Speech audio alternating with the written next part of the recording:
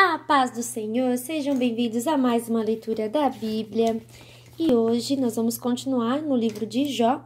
Vamos ler os capítulos 32, 33 e 34. Livro de Jó, capítulo 32.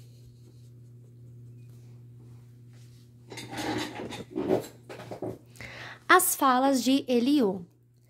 Jó estava convencido da sua inocência e por isso os 3 amigos desistiram de continuar a discutir com ele. Acontece que ali estava um homem chamado Eliú, filho de Baraquel e descendente de Buz, do grupo de famílias de Rão. Eliú ficou muito zangado com Jó, porque este dizia que era inocente e que Deus era culpado.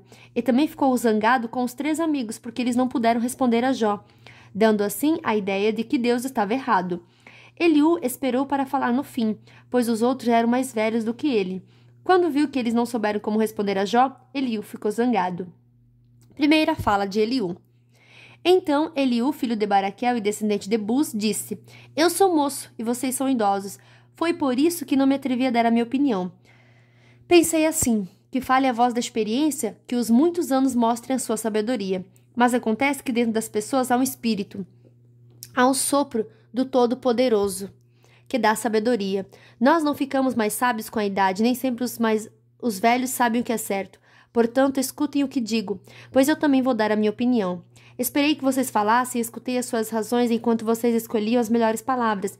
Eu prestava toda atenção, mas nenhum de vocês convenceu Jó, nem deu resposta às suas palavras. Como é que vocês podem dizer que descobriram sabedoria?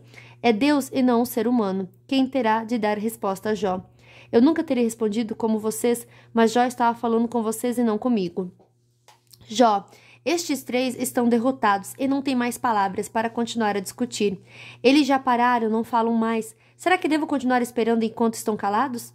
Não, eu darei a minha resposta agora e direi o que penso sobre o assunto. Tenho muito o que falar e já não consigo mais ficar calado. Se eu não falar, sou capaz de estourar como um odre cheio de vinho novo. Não aguento mais, preciso desabafar. Quero dar a minha opinião. Não vou tomar partido nesta discussão e não vou adular ninguém. Eu não costumo bajular e se bajulasse, o Criador logo me castigaria. Capítulo 33. Darei a minha opinião com franqueza. Por isso, Jó, escute as minhas palavras e preste atenção em tudo o que vou dizer. Estou pronto para começar e vou falar o que penso. Darei a minha opinião com franqueza. As minhas palavras serão sinceras, vindas do coração, pois foi o Espírito de Deus que me fez e é sopro do Todo-Poderoso que me dá vida. Responde-me se for capaz. Prepare-se para discutir comigo. Para Deus, você e eu somos iguais. Eu também fui formado do barro, por isso não tenha medo de mim. A minha intenção não é esmagar você. Creio que ouvi você dizer o seguinte: não sou culpado, não fiz nada de errado, estou inocente, não cometi nenhum pecado. É Deus quem inventa motivos para me atacar. Ele me trata como se eu fosse um inimigo. Ele amarrou os meus pés com correntes e fica vigiando tudo o que eu faço. Mas eu lhe digo que você não tem razão, pois Deus é maior do que as criaturas humanas. Por que você acusa Deus afirmando que ele não dá atenção às nossas queixas? Deus fala de várias maneiras, porém nós não lhe damos atenção. De noite na cama, quando dormimos um sono profundo, ele fala por meio de sonhos ou de visões. Deus fala aos nossos ouvidos e os seus avisos nos enchem de medo. Ele fala com a gente para que deixemos de pecar e para que não nos tornemos orgulhosos. Assim ele nos livra da morte e não deixa que nos jogue na sepultura. Outras vezes Deus castiga com doenças e com fortes dores que não passam. O doente perde o apetite e não quer nem ver as comidas mais gostosas. Ele emagrece, vai se acabando e no fim vira pele e osso. Ele está às portas da morte, logo será levado para a sepultura. Pode ser que ele venha a ser socorrido por um anjo, um dos milhares de anjos de Deus, que ensinam a gente a fazer o que é certo. O anjo terá pena dele e pedirá a Deus: solta-o, ele não deve descer ao mundo dos mortos. Aqui está o pagamento do seu resgate. Então ele terá saúde novamente, seu corpo será forte como era na juventude. Quando orar, Deus o atenderá. Ele o adorará com alegria, e Deus o aceitará de novo. Como um homem direito, ele dirá a todos: pequei e cometi injustiças, mas Deus não me castigou. Ele me salvou da morte, eu ainda posso ver a luz. Deus faz tudo isso com a gente, e faz várias vezes. Ele não deixa que morramos, e assim continuamos a ser iluminados pela luz da vida. Agora, Jó, escute com atenção. Fique calado, pois eu vou falar. Se você tem alguma coisa a dizer, responda, pois eu gostaria de lhe dar razão. Se não, fique calado e escute, que eu lhe ensinarei como ser sábio. Capítulo 34. Segunda fala de Eliú. Eliú disse mais: Vocês que são sábios e instruídos, escutem o que vou dizer. Assim como os ouvidos julgam o valor das palavras e o paladar prova os alimentos, assim nós agora vamos examinar o caso e resolvê-lo do jeito que nos parece melhor. Jó está dizendo que é inocente e que Deus não quer lhe fazer justiça. E pergunta: como é que eu poderia mentir dizendo que estou errado? Sofro de uma doença que não tem cura, embora não tenha cometido nenhum pecado.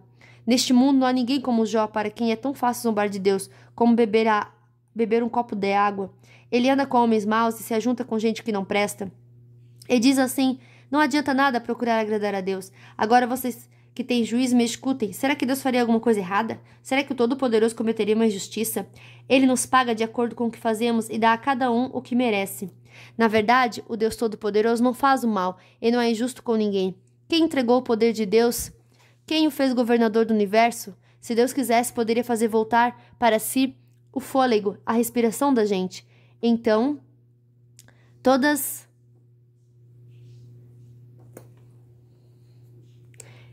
as pessoas morreriam juntas no mesmo instante e voltariam de novo para o pó. Agora, Jó, se você é sábio, escute e preste atenção no que vou dizer. Se Deus odiasse a justiça, não poderia governar o mundo. Será que você quer condenar aquele que é justo e poderoso? Deus condena os reis e as autoridades quando são maus, quando não prestam. Ele não mostra preferência pelas pessoas que estão no poder, nem favorece os ricos em prejuízo dos pobres, pois todos foram criados por ele. A morte pode vir de repente, no meio da noite. A pessoa tem um ataque e morre. Deus não precisa de ajuda para matar os poderosos, pois ele sabe tudo o que fazemos e vê todos os passos que damos.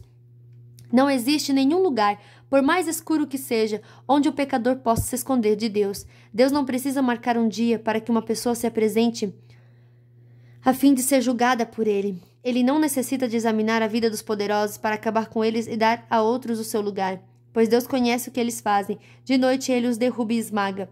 Em público, na frente de todos, Deus os castiga como se fossem criminosos, porque eles se afastaram dele e não quiseram obedecer a nenhum dos seus mandamentos.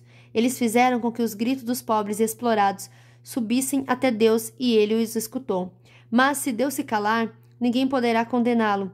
Se ele esconder o rosto, as pessoas e as nações ficarão sem defesa, e nada poderão fazer para evitar que homens maus as governem e explorem. Jó, será que você já reconheceu diante de Deus que você sofreu por causa dos seus pecados e que prometeu que não vai pecar mais? Será que você pediu a Deus que lhe mostrasse as suas faltas e resolveu parar de praticar o mal? Se você não aceita o que Deus faz, como espera que Ele faça o que você quer? Você é quem precisa responder e não eu. Diga-nos o que está pensando. As pessoas sábias e sensatas que me estão escutando certamente dirão assim: Jó não sabe o que está falando, o que ele diz não faz sentido. É só examinar bem as suas palavras e a gente vê que ele responde, como um perverso. Jó é pecador, um pecador rebelde. Na nossa presença zomba de Deus e não para de falar contra ele. Fim da nossa leitura de hoje. Que Deus abençoe poderosamente a sua vida e até amanhã. Tchau!